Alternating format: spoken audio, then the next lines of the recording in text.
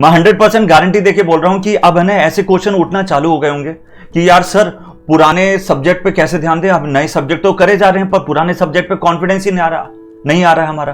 कहने का मतलब है कि जब न्यू सब्जेक्ट में एंट्री लेते हैं तो पुराने सब्जेक्ट के साथ एग्जिट हो जाता है, तो फिर उस पर कैसे ध्यान दें, क्योंकि पुराने सब्जेक्ट से भी तो क्वेश्चन आएंगे। मतलब 15 दिन पढ़ी हुई चीज, पहले पढ़ी हुई चीज वो तो भूल जाती है। तो एक साइंटिफिक रिसर्च ही है कि भाई 48 घंटे में आपने जो पढ़ा था ना 48 घंटे में वो 50% हो जाता है। तो ये तो सीधी बात है, आपको रिवीजन करना पड़ेगा, पर कैसे करें वो बात है।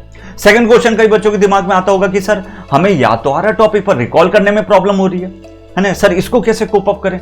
फिर ये बहुत बड़ी दिक्कत है क्योंकि वहां पे 120 मिनट में 200 क्वेश्चन सॉल्व करने, जब ऐसी छोटी छोटी प्रॉब्लम है केवल आपके पास 60 दिन मतलब 2 महीना बचा है बेटा, 2 महीने में एसएससी जेईई को फोड़ना है, जहां पे 0.1% रेट है सिलेक्शन रेट, ठीक है 0.1%। बट मैं मानता हूं कि ये जो सिलेक्शन रेट में आप आ सकते हो, बाकी भीड़ बहुत है, भीड़ को हटा दो तो सिलेक्शन रेट अच्छा है, आराम से उसमें आ सकते हो, बट आपको थोड़ी सी चीजों को ध्यान देना पड़ेगा।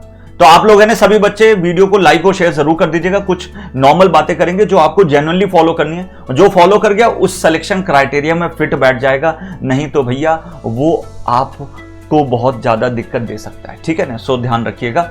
सो आगे बढ़ते हैं और इस पे कुछ बातें करते हैं कि मैंने है ना कुछ 3 पॉइंट ऐसे लिखे हैं जो शायद आपको पता भी होंगे पर फॉलो करना है ना यहीं पे दिक्कत आती है। बट अभी वीडियो जरूर देखिएगा क्योंकि मैं आपको कुछ अच्छे तरीके से ही समझाऊंगा सो दैट आपका काम बन जाएगा यहाँ पे, ठीक है। अब आपके पास 2 महीना बचा हुआ है तो मतलब 30 दिन सितंबर के 30 दिन और अक्टूबर के 30 दिन बचे हुए।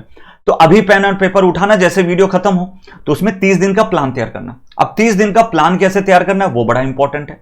30 दिन में आप ये देखिए, जैसे हम बात करें कि फॉर एन एग्जाम्पल जैसे हम अपने विजयी भव बैच की बात करें या सफलता बैच की, या आपने कहीं और पे भी पढ़ा होगा है ना, सब्जेक्ट वगैरह पढ़ा होगा, वहां पे भी 1-2 सब्जेक्ट कंप्लीट हुए होंगे। कई लोगों ने पहले कोर्स लेके रखे होंगे, वो अपने रिवीजन की बात करना चाहते हैं। मतलब बहुत सारी कैटेगरी में बच्चे हो सकते हैं इसमें।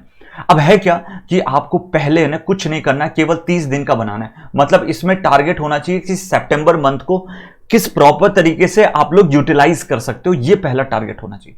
नाउ तो 30 डेज को आप ये देखिए कि मेजरमेंट जैसे हमारा विजयी भव में कंप्लीट हुआ और बेसिक इलेक्ट्रिकल जस्ट लाइन मतलब खत्म ही होने को है, फिर हमारे 2 नए सब्जेक्ट ऐड हो जाएंगे वहां पे। तो वो बेसिक इलेक्ट्रिकल और मेजरमेंट को आप कहां कहां पे रखेंगे, है कौन से दिन।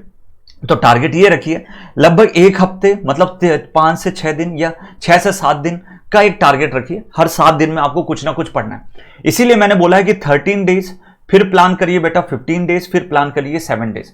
इस तरीके से प्रॉपर टाइम देना है आपको, लगभग 4 से 5 घंटे प्रॉपर उस सब्जेक्ट को टाइम देना है और वो आपको टाइम अपने अकॉर्डिंग दिखाना है। बाकी आप पढ़ोगे क्योंकि एक संडे आपको फ्री मिल जाता है, ठीक है, उसमें आप रिवीजन को डालिए बिल्कुल। बाकी अपने अपने रेगुलर सब्जेक्ट को डील करिए, पर ये 30 डेज को कैसे आप मतलब यहां पे देखेंगे वो बहुत इंपॉर्टेंट है। तो ट्राई करिए, जैसे मान लीजिए कि हर 7 दिन में किसी एक सब्जेक्ट को रख दिया, या उस सब्जेक्ट को आप ऐसे भी डिस्ट्रीब्यूट कर सकते हैं। जैसे मेजरमेंट में मैंने 8 चैप्टर पढ़ा के रखे हैं, तो 4 जो चैप्टर हैं वो स्टार्टिंग के 7 दिन में रिवाइज कर लिए, ठीक है। कोई है ना 7 दिन में रख लिया तुमने, कोई भी एक दिन, मान लीजिए संडे को रख लिया, उस संडे को तुमने क्या कर दिया वो 4 चैप्टर रिवाइज कर दिया विद क्वेश्चंस। तो ज्यादा टाइम नहीं लगेगा, पढ़ी हुई चीज को ज्यादा रिवीजन में टाइम नहीं लगता है, ठीक है। बट हम रिवाइज करते नहीं है, उसमें आलस करते हैं, ये दिक्कत है थोड़ी सी। फिर उसके अगले जो वीक में है वो बचे हुए 4 को कर लो, तो एक रेगुलर हो जाएगा। साथ में 1 घंटा और दे देना पुराना वाला पढ़ा हुआ, तो कंप्लीट हो गया। ऐसे बेसिक इलेक्ट्रिकल को साथ में ले सकते हो, या फिर ऐसे भी डिस्ट्रीब्यूट कर सकते हो कि भैया हम 2 घंटा रिवीजन के लिए बेसिक इलेक्ट्रिकल देंगे हर 5 से 6 दिन में, और साथ में 2 घंटा मेजरमेंट को दे देंगे। या फिर जो भी आपका सब्जेक्ट किसी भी बैच में आपका कंप्लीट हुआ है इन अदर इंस्टीट्यूट, ठीक है, या फिर सेल्फ स्टडी में जो भी आप कर रहे हो, तो ये बेसिक चीज ध्यान रखनी है। तो प्लान आपको पहले 30 डेज का बनाना है, फिर छोटे छोटे उसमें डिस्ट्रीब्यूट करने हैं, तो 15 डेज एंड देन 7 डेज, ठीक है। तो आपका काम हो जाएगा। तो पेन एंड पेपर उठा लो, सबसे बढ़िया स्ट्रैटेजी है जो अच्छे से फॉलो कर सकते हो। सेकंड चीज है, इसीलिए मैंने यहां पे बोला 5 to 6 डेज प्रॉपर टाइम देना है, जो हमारा सेकंड पॉइंट बताता है। एंड फिर जब ये सब कंप्लीट हो जाएगा, जब आपका एक रिवीजन और हो जाएगा, तो उसके बाद में आपको ये पता चलेगा कि अच्छा ये वाले पॉइंट थे जहां पे हम अटक रहे थे, जहां पे एग्जाम में दिक्कत आ सकती है, जो हमें फंसा सकता है, जो एग्जामिनर पूछे तो कहीं ना कहीं हमें दिक्कत आ सकती है। उसके अकॉर्डिंग अब फिर एक शॉर्ट नोट्स वापस बनाओ, ठीक है। तो आपका कंटेंट इतना प्रिसाइज हो जाएगा, जब तीसरी बार रिवीजन करोगे तो आपको शायद 1 घंटे में पूरा आठों के आठों चैप्टर भी रिवाइज हो सकते हैं, ठीक है। वो तो मतलब आप बहुत प्रैक्टिस पे डिपेंड करता है, पर आप ये समझिए एक पन्ने में आपका चैप्टर है ना सिमट जाएगा जब 1 से 2 बार रिवीजन करते हो। फिर जब एसएससी जेई के पहले जब 1 हफ्ता आप रिवीजन के लिए दोगे ना, तो उसमें आपको ज्यादा समय नहीं लगेगा, एक प्रिसाइज टाइम में आप बहुत अच्छे कॉन्फिडेंस के साथ जा सकते हो। बाकी आपको एक चीज ध्यान रखिएगा, टेस्ट सीरीज रेगुलर परफॉर्म करनी है, टेस्ट सीरीज के अलावा कुछ नहीं ऑप्शन है। ट्राई करिए कि हर हफ्ते में कि कोई एक दिन निकालिए जिसमें आप टेस्ट सीरीज को दीजिए, मॉक टेस्ट देना स्टार्ट करिए। जिनका सब्जेक्ट कंप्लीट हुआ है, जिसका सब्जेक्ट, ठीक है, पूरे सब्जेक्ट कंप्लीट हुए, जिसके है ना सब्जेक्ट कंप्लीट हुए, पर्टिकुलर सब्जेक्ट, उससे रिलेटेड सब्जेक्ट वाइज टेस्ट दीजिए।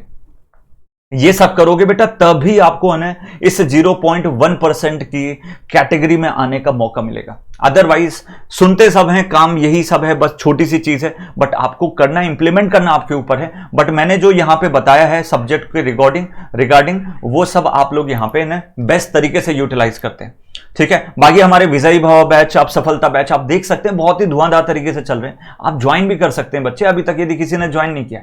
So all the very best, मिलते हैं शाम को 9 बजे के सेशन में। अच्छे से पढ़िए, रिवाइज करिए, चीजों को जाने मत दीजिए हाथ से, ये एक मौका है और पूरी जान लगा देना है, लड़ना है पूरा, ठीक है। Bye bye.